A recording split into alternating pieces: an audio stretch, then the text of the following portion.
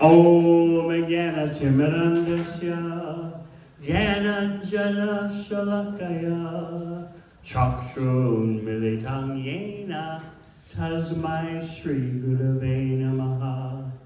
Jai Shri Krishna Chaitanya Prabhu Nityananda Shri Advaita Gadadhara Shri Vasudeva Datta Vrinda. Hare Krishna, Krishna Krishna, Hare Hare, Hare Rama, Rama Rama, Hare Hare. Tonight we're going to discuss a very intriguing section of Srimad Bhagavatam, the history of King Rantideva, from the 9th canto of Srimad Bhagavatam. When you read the 9th canto of Srimad Bhagavatam, you're very close to the 10th canto, the smiling face of Krishna. But we shouldn't overlook the 9 cantos before the 10th canto. Everything has its place in your spiritual development when you read Srimad Bhagavatam. So what about this king, Rantideva? In some way, this history of Rantideva might scare you, because you might think this is the standard for bhakti. So therefore, let me put you at ease by explaining that Rantideva is not to be imitated. He's a special character, special case. He's a monarch, he's king in the Puru dynasty, but he refused to maintain any wealth, any opulence. He would give everything away that he had, even his own food and water. So we don't ask you to do that when you take up bhakti. But we can derive from this history of Rantideva detachment from the material and attachment to Krishna. So Rantideva was very austere due to his focus on the Supreme Personality of Godhead. Very austere, even though he's king. Kings naturally are in touch with so much opulence. But Rantideva would just give everything away. So much so that he and his family members were trembling from hunger and thirst. Just whatever he came to him, just give it away, give it away, give it away. I don't think any one of you here has a spouse like that.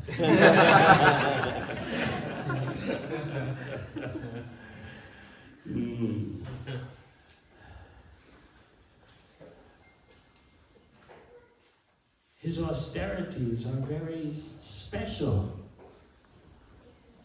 And as I said, he's a special character, but we should understand that he's there in Srimad Bhagavatam, and his history is there because there's a spiritually inspiring point to hearing about him. But again, don't worry. We don't expect you to live like this. So, Rantideva was always austere, but he decided to be super austere and go on a 48-day fast. Aren't you so fortunate that you're born in the time of Chaitanya Mahaprabhu, and all you have to do is chant Hare Krishna? That's your austerity for this day and age.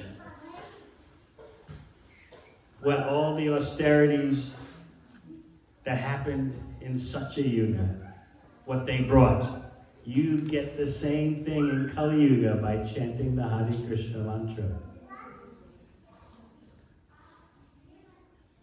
Yet people are so feeble in this day and age, so dull, that they think Chanting Hare Krishna, who has time for that? I'm so busy with my projects, my family, my work, my businesses. Who has time? Who has the desire to chant Hare Krishna? Sounds very austere. But when you hear about Rantideva, then you start to appreciate how magnanimous is Sri Chaitanya Mahaprabhu. So Rantideva had completed a 48-day fast. And someone brought him some nice prasad, cooked in ghee, milk. Okay, what a beautiful end to a 48-day fast. But just as Rantideva was going to take, he divided the food, part for his family, part for him. In comes a brahmana. And the brahmana says, oh, I'm very hungry. Please give me some food. So immediately Rantideva, can you imagine? He just fasted for 48 days. And there's some nice sumptuous prasad, cooked in ghee. And you're about to partake with your family, and in comes someone, a brahmana. How can you deny a brahmana? Please, can you feed me? So Rantideva gave the brahmana a portion of the food. So that left something for Rantideva and the family. Then, just as when Rantideva and the family are about to partake, again someone comes, a Shudra. Please, I'm very hungry. Can I have something to eat? Rantideva does not discriminate materially between Brahmana and Shudra. He sees everyone as part and parcel of the Supreme Personality of Godhead. He's known as a Samadarshi. He has equal vision. What Krishna explains in Bhagavad Gita, someone who is truly learned sees with equal vision a brahmana, a cow, an elephant, a dog eater. He sees that they are spirit soul wearing different bodies. So Rantideva gave food to the brahmana, and now he's going to give food to the Shudra. He doesn't make the mistake of thinking, Daridra Narayan, that the poor are God. He sees in the core of everyone's being the Supreme Personality of God, is Paramatma. He knows that although the bodies are different, because you cannot establish equality on the material platform. Just like in this room, some bodies are weaker, some bodies are stronger. Some bodies are healthy, other bodies are a little ill. So you cannot establish equality on the material platform, no matter how hard you try. But Rantideva saw the equality on the spiritual platform. All living entities are part and parcel of the Supreme Personality of Godhead. As Krishna explains in Bhagavad Gita, Mamaivam sho jiva loke jiva bhuta sanatana. Krishna tells Arjuna, you should know, all living entities are my fragmented parts and parcels. They're mine. So Rantideva saw that. Okay, I gave so much of my food to the Brahmana, now I'll give it to the Shudra. No problem. So then there was just a little bit left.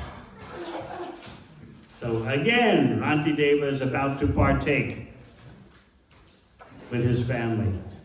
And in comes a guy with a herd of dogs.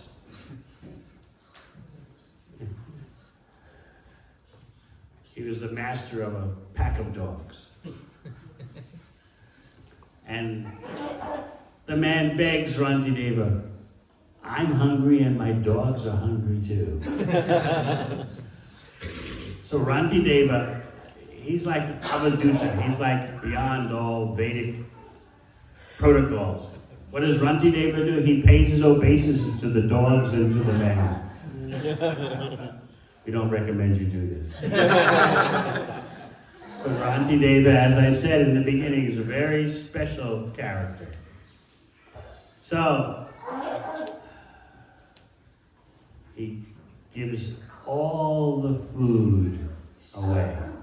The last remaining portions that were meant for Rantideva and his family. He had given so much of it away, there was just a little bit left. What was the little bit left he gives to the dog man and his dogs. So what is Rantideva left with? A little water. That's all. And Shukadeva Goswami describes that Rantideva it seems like he's on the verge of death. He's been fasting for 48 days, desperately needs to eat, but he keeps giving everything away. Of course, in Bhagavad Gita, what does Krishna tell you? Someone who's a genuine yogi doesn't eat too much or eat too little, sleep too much or sleep too little. But Rantideva, he's in a special category. So, in comes a Chandala, dog eater, the lowest, even lower than a cow killer's dog eater. And so the dog eater says, please, please, please, I'm thirsty. I'm so thirsty, I'm about to collapse. Can you give me the water? So there's Rantideva on the verge of giving up his body. He's trembling. He hasn't had any food, any water, and now the last that he has, a little water. This Chandala, this dog eater, wants to take it. So what does Rantideva do? He gives him the water, saying that I don't want anyone to suffer. I don't want anyone to be in anxiety. I'll use my whole life to make sure that no one suffers. How could Rantideva say such a thing? He was feeling the suffering of others to be more than his own suffering. This is hard to understand. In his circumstances, you would be thinking, I need to drink water. I need to eat. But he's thinking of how others can be benefited. This is the spirit of a Vaishnava. You have heard before and read in the Shastra perhaps how there are three classes of devotees. The third class devotee, Prakrita Bhakta, materialistic devotee, just comes to the temple, offers obeisances to the deity in the temple, but has no idea how to treat devotees, how to benefit from the association of devotees. That's considered Kanishthadakari, Prakrita Bhakta, third class devotee. And then there's the intermediate, the second class devotee, who knows how to deal with devotees, how to deal with non-devotees, how to give mercy to those who don't know Krishna, and how to avoid those who are inimical to Krishna. That's the intermediate stage, Madhyamadikari. And then the topmost level, Uttama Adhikari, doesn't preach, because the Uttama Adhikari is like Rantideva. The Uttama Adhikari sees everyone as serving Krishna directly or indirectly. If they're serving Maya, they're still serving Krishna, but they're serving Krishna's illusory energy. So the Uttama Adhikari, as you undoubtedly heard, doesn't preach. So for the outreach, for the preaching to go on, the most advanced devotees come down to the intermediate platform, and because on that platform you can distinguish this person doesn't know Krishna, that person knows Krishna. But as an Uttamadhikari, the first class devotee, you see everyone is serving Krishna. Persons are slaving for Maya, but that's Krishna's energy. They're serving Krishna. So Rantideva's realization that all living entities are part of Krishna, his realization is so strong that the suffering he sees in others because they've forgotten Krishna far outweighs any suffering that Rantideva would feel from his hunger and thirst.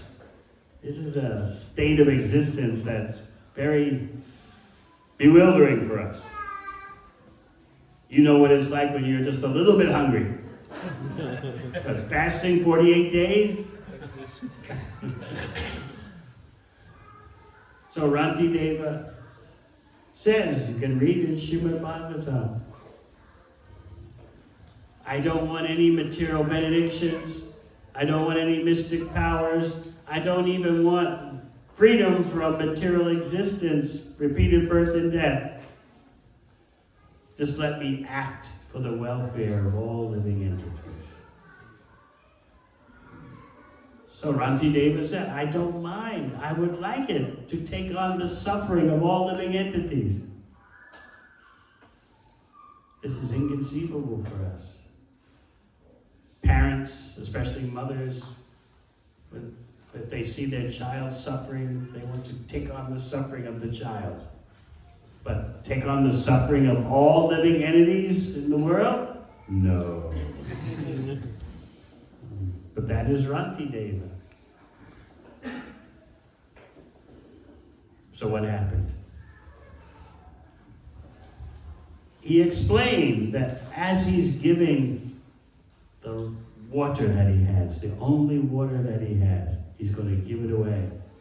He says, as I'm doing this, I don't feel now any more hunger, any more thirst.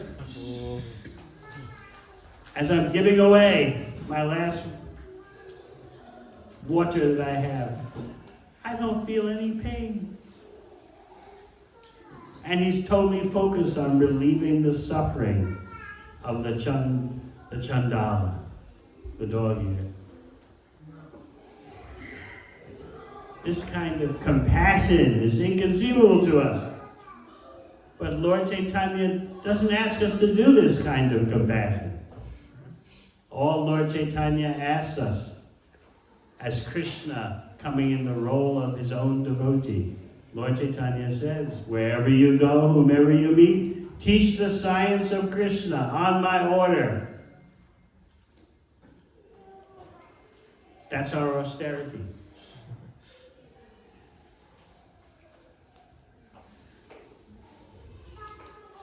So Rantideva gave away the water. And then what happened? The persons who came and took all his food and water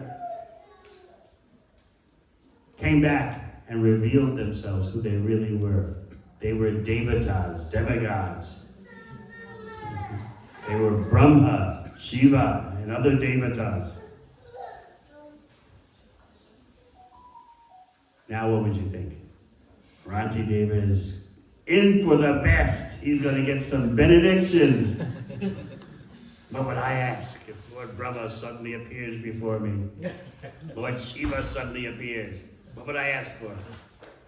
You see, Brahma, Shiva, and other devatas had disguised themselves as the Brahmana, as the Shudra, as the dog man, as the dog eater. They disguised themselves just to test Rantideva. They must have heard he's so generous. He gives everything away. His family has nothing. So obviously the devatas, the topmost demigods, were thinking, let's go see, let's go check this out. Let's test him. Now what is so remarkable about what happened when the demigods revealed themselves? I'm Brahma, this is Shiva, these are other devatas. What was so remarkable is that Rantideva refused to ask for a material benediction. That's the first thing that we would ask for. Give me Lakshmi, Lakshmi, Lakshmi, and a house by the sea. Jai Jagadisha Hari.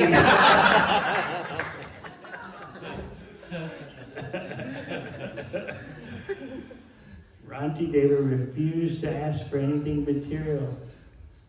He just wanted bhakti to the Supreme Personality of Godhead. So, due to the influence of Rantideva, his whole family were pure devotees. All his servants, all his chief ministers in the government, by the influence of Rantideva, they were all pure devotees. And all the subjects, all the citizens of his government, of his regime, were all pure devotees. This is how one pure devotee can affect the whole world. Prabhupada explains in the purport how one pure devotee can make thousands of pure devotees. So you can see that in the example of Rantideva. Now, we have to be clear that we're not advocating doing the austerities that Rantideva did. All we're asking is what?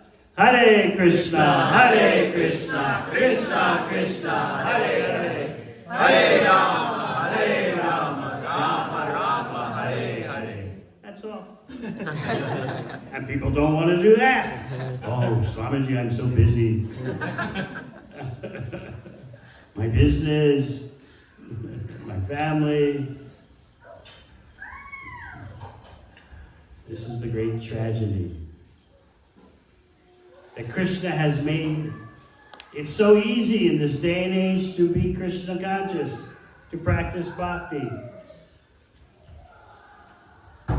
Krishna himself is very strict. Everyone knows that? In Bhagavad Gita, Krishna says, first you become qualified, then you can approach me. First you come to the Brahma Bhuta platform, the platform of spiritual awareness of your spiritual nature as spirit soul. And in that way, the proof that you're on such a level is you're always joyful, prasanatma. Nasochati, nakamshati. You're not yearning for any material acquisitions, any fulfillment of material desires, and you're not lamenting for the losses that are inevitable when you have a material body living in the material world. There must be losses. But someone on the Brahma Bhuta platform is beyond that. Brahma Bhuta prasanatma na shochati na kamshati. Samat sarveshu bhuteshu. Such a person sees all living entities as equal. Not materially, not their bodies. As we said, there cannot be bodily equality. In this room, we have so much inequality of bodies. The men sitting here are not able to give birth to children.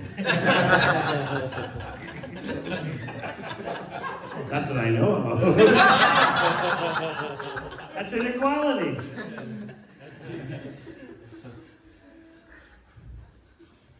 But spiritual equality is the reality. Everyone is spirit soul, part of Krishna.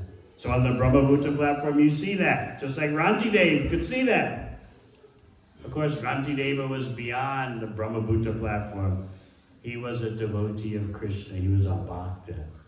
But in Bhagavad Gita, Krishna is saying, in order to approach devotional service, in order to be considered a candidate to be a bhakta, you have to be on the Brahma Bhuta platform.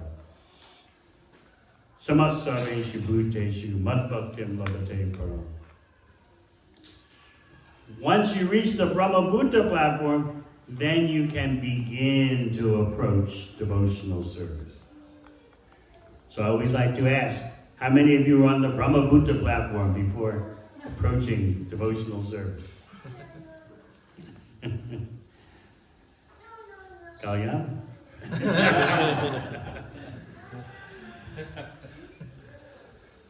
This is how strict Krishna is. And in the 18th chapter of Bhagavad Gita, what does Krishna ask you to do? Sarvadharma Pritchada. Surrender to him. Surrender first, and then later you talk about what comes next. Krishna is very strict, but that same Krishna comes as Sri Chaitanya Mahaprabhu and gives Krishna away to persons who don't know Krishna. Sri Chaitanya Mahaprabhu gives the opportunity to love Krishna. How do you love someone who doesn't know you, or you don't know that person? How do you love someone that you don't know? That is my point. In this day and age, there's so much confusion about Krishna. Yet, Lord Chaitanya is giving away not only Krishna, but love of Krishna. And how do you know that you're getting love of Krishna? If you have the opportunity to engage in devotional service, you have the opportunity to love Krishna, to develop love for Krishna. So our only austerity is to take what Krishna as Sri Chaitanya Mahaprabhu is giving. Take the Maha Mantra. That is the medicine for all of our diseased states of mind. So we don't have to do what Rantideva did. He's a very special case. Obviously his family was on another level. Externally they seemed to be trembling from hunger and thirst. But by the influence of Rantideva, the whole family were pure devotees. Not only the whole family, the whole kingdom, all the citizens. Still, we don't expect you to do what Rantideva did. But we ask you, please chant the Maha Mantra. Please chant the Hare Krishna mantra. Krishna is giving himself away through that chanting of Hare Krishna.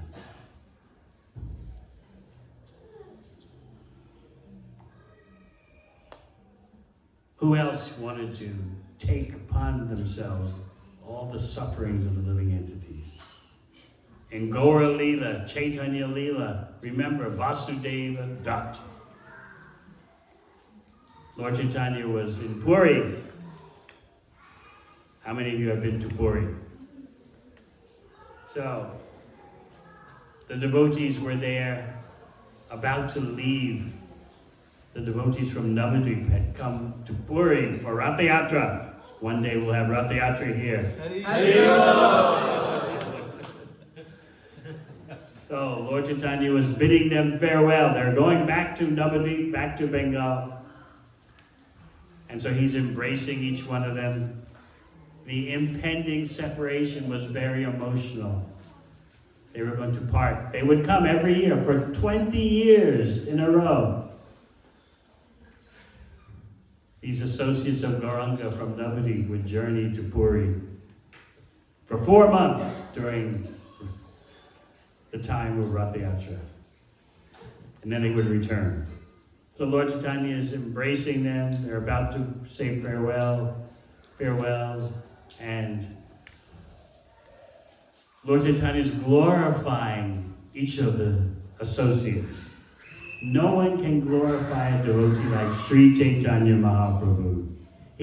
When he glorifies a devotee, it's like he's speaking with 1,000 mouths. If we could just get a drop of that ability to glorify devotees. It's much more nectarian than criticizing devotees.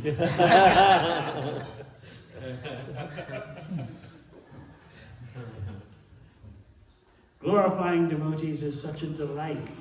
You can put a habit-forming app on your phone.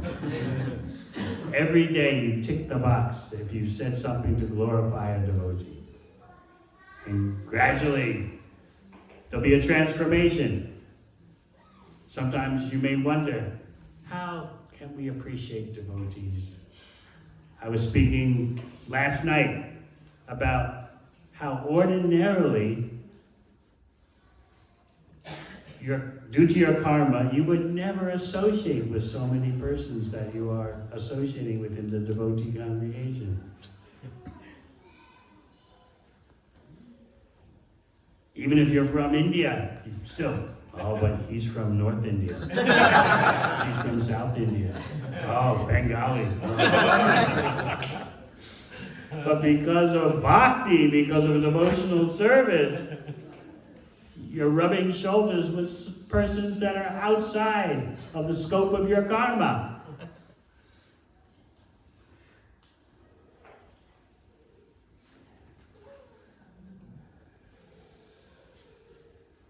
So to learn how to glorify devotees is such a divine attribute.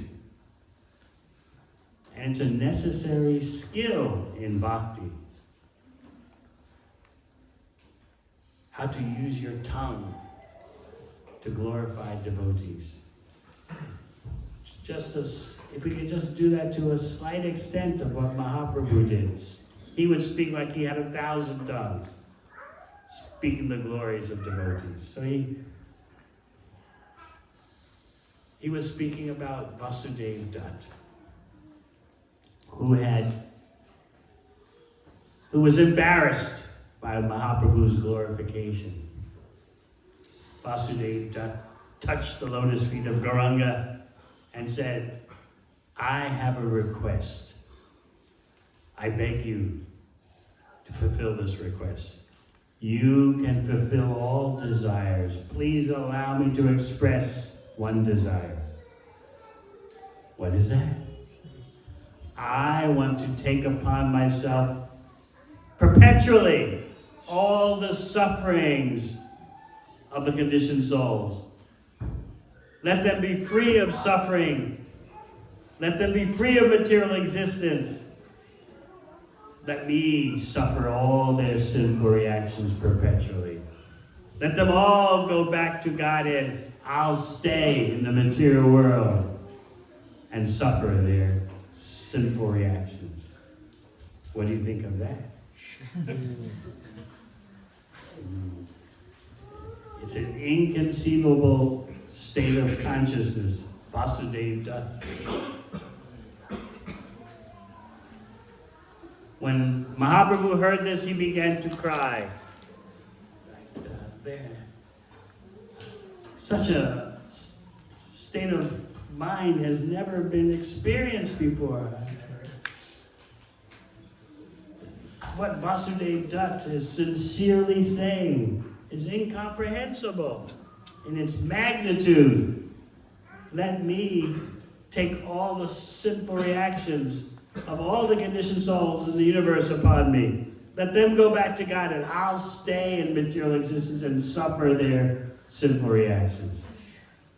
It's inconceivable.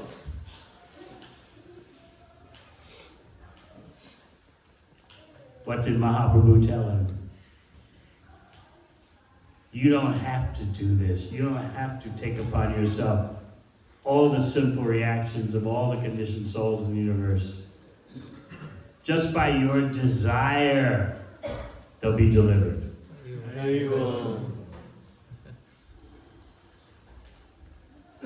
Krishna, Mahaprabhu explains, fulfills the desires of his pure devotees. Whatever the pure devotee wants, Krishna fulfills. To be a pure devotee means never to ask Krishna for something for your own benefit, but always be thinking, what is the best service? What's best for Krishna's service? Just like when Prabhupada visited Melbourne,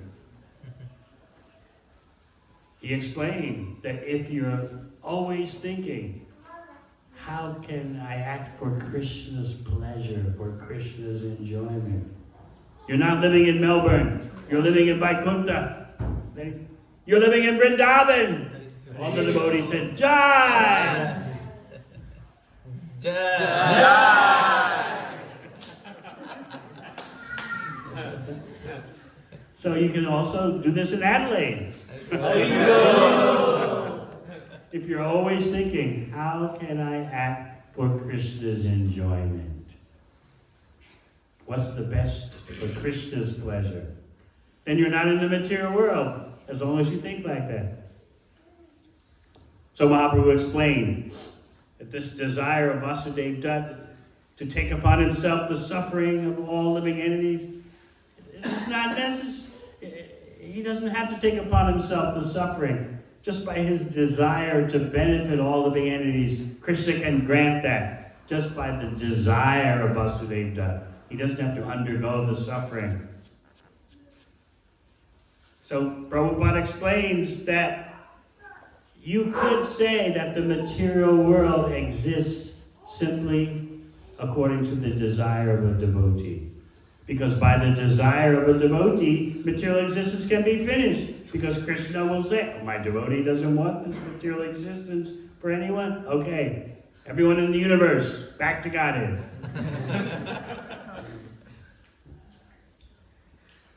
So Mahaprabhu further explained to Vasudeva Datta that, so what if all living entities in the universe go back to Godhead?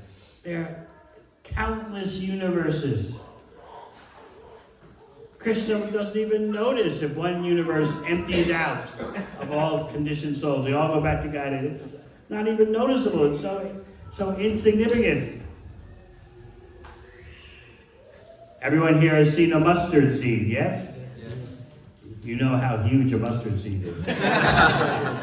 So Mahaprabhu explained to Vasudeva that the material manifestation is like a bucket filled with mustard seeds, and each universe is a mustard seed in a bucket. If you have a bucket of mustard seeds and one falls out, do you have a nervous breakdown? Oh no, a mustard seed has fallen out of the bucket, of the bag of mustard seeds. Oh no, what am I going to do? That's the example Mahaprabhu gave.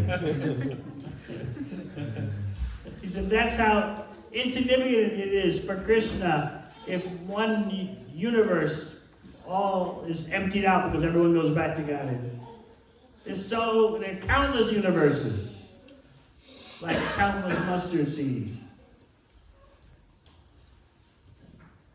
So in this way, Lord Chaitanya explained to Vasudeva Datta that your desire to take upon yourself the suffering of all living entities is so monumental, but you don't have to take on that suffering. Because you're such a pure devotee, just by your desire, Krishna can liberate all the living entities in the universe. So what does that have to do with us in our daily life? We aspire to be compassionate. That means we should become qualified in bhakti for our own well-being and for the best well-being of others. A materialistic devotee, prakrita bhakta, kanistadakari, simply thinks, what can the deities do for me? I want some material benefit, some material benediction. That's why I come to the temple.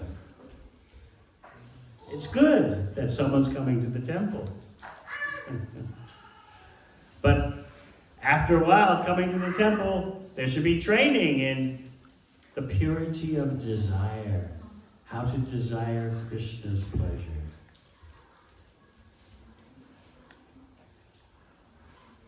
And that happens through studying Bhagavad Gita, Srimad Bhagavatam, chanting Hare Krishna, japa, kirtan, taking prasad, hearing from advanced devotees.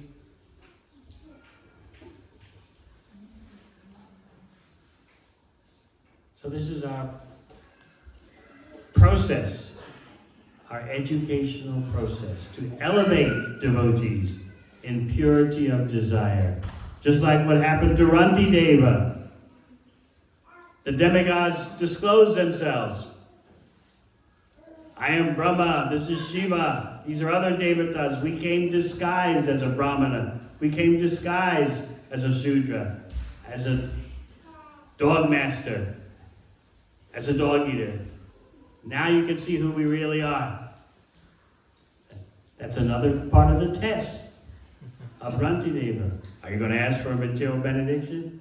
No, Rantideva's vision was fixed on the lotus feet of the Supreme Personality of Godhead. He just wanted to engage in pure devotional service. No material motivation, no material benediction. When you have devotional service, you already have the perfection of life. So sometimes we're like children that have a diamond in the hand and the child doesn't know the value. And so what happens? What can happen? The child throws the diamond away because of lack of knowledge. But if we truly understand what Krishna as Sri Chaitanya Mahaprabhu is giving, we'll treasure devotional service, cherish devotional service, because we know Krishna doesn't give out service very easily. Why? Because by pure service, Krishna can be conquered. He comes under the control of his pure devotees. So Krishna doesn't give out service opportunities so easily. But that same Krishna comes as Sri Chaitanya Mahaprabhu and just floods the universe with devotional service, which means flooding the universe with love of Krishna. So please remember that the main austerity is simply to chant Hare Krishna. We can't imitate Rantideva, but we can be inspired by his selflessness. Our austerity is different. Krishna just wants you to hear about him and chant about him. And that same Krishna comes as Chaitanya Mahaprabhu and says, give Krishna to others. That's all. Chant, dance, take prasad, discuss Bhagavad Gita, Srimad Bhagavatam, give Krishna to others. These are our severe austerities.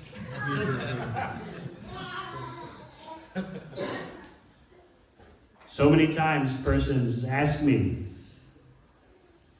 I'm not chanting. How do I start chanting? 16 rounds, oh, so impossible. They're all thinking, how is it done? 16 rounds? Who has the time for that? So practically every day, every city I go to, I explain the same thing. How many rounds can you do for sure tomorrow? Swamiji, I think tomorrow I can do 1 round. Very good.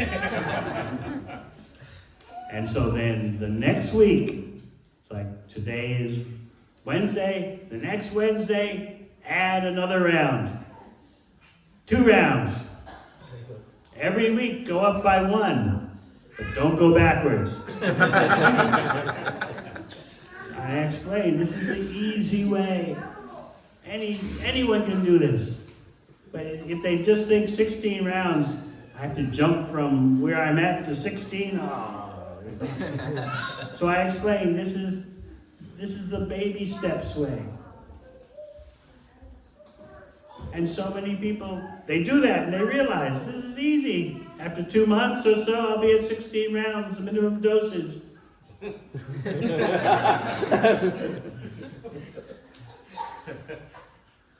I ought to know, as many of you have heard me explain before. How did I start chanting Hare Krishna? One beat.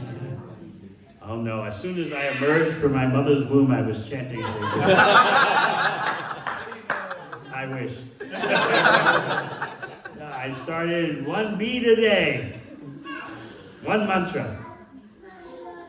I had the beads, do 1 mantra, put the beads down. Okay, enough.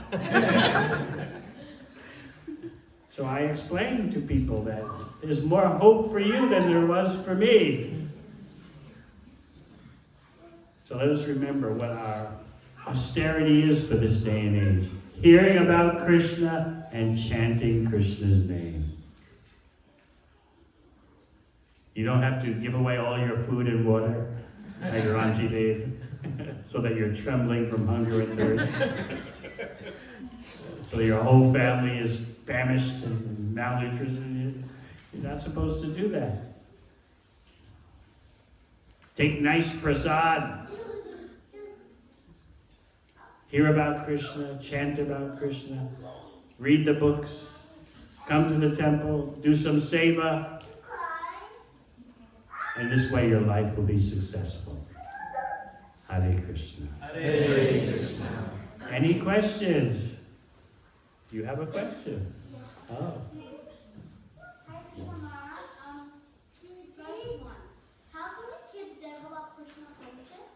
How can you develop Krishna consciousness? How can we kids develop Krishna consciousness? How can you kids develop? Yes. By watching your parents chant.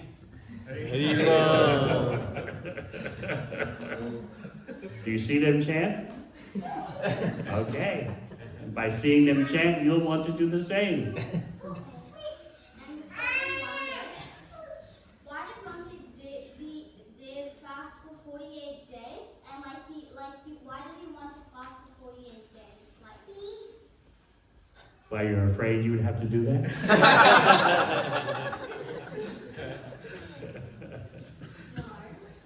It's a different yuga. It's not Kali Yuga.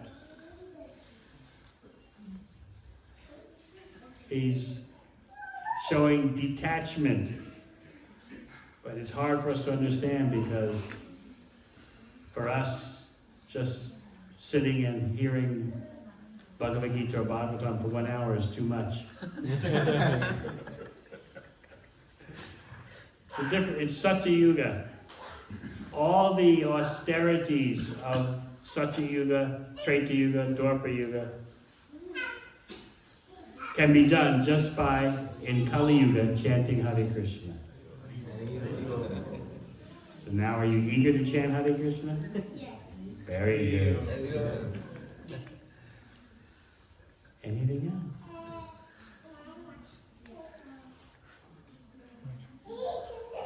Yes. We all know that Christians are rich, but how come Rantideva gave all his property and things away? That's how austere and selfless he was. Yes, you're right. Even his family, the royal family, they're trembling from hunger and thirst. He just would give everything away. Bhagavatam explains. You reminded me. Rantideva just would he would not endeavor for anything, any kind of material support. He would just say, whatever my destiny is going to give me, it'll give me. He would not go out of his way to get anything.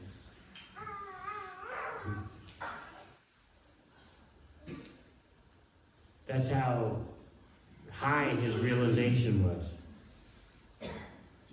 If it's meant to come to me, it'll come to me. I'm not trying for anything.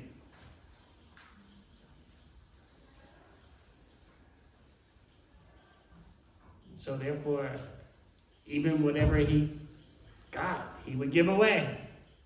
And he wouldn't endeavor for himself. He said, let my destiny bring whatever destiny is meant to bring me.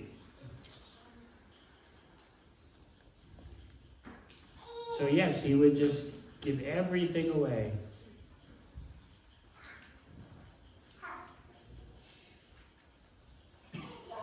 Anything else?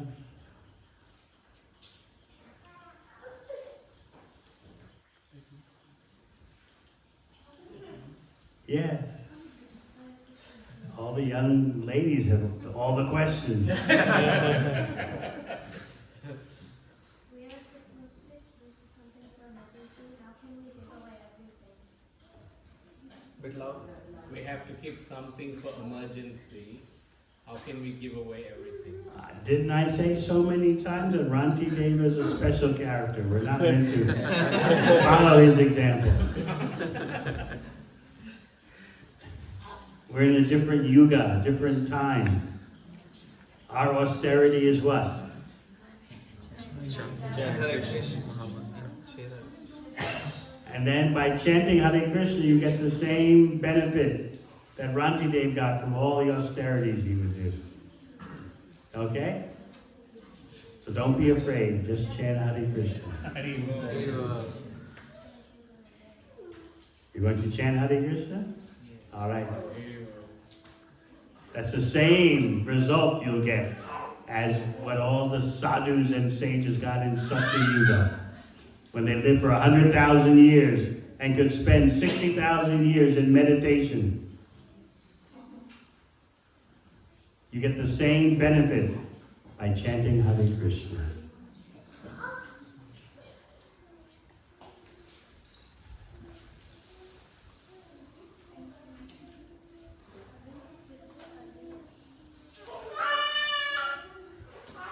Let us go deeper into our spiritual life by hearing about the activities of these extraordinary personalities like Vasudeva Datta, Rantideva. We can't imitate them, but we can beg for a drop of their compassion and mercy. Thank you very much. Hare Krishna.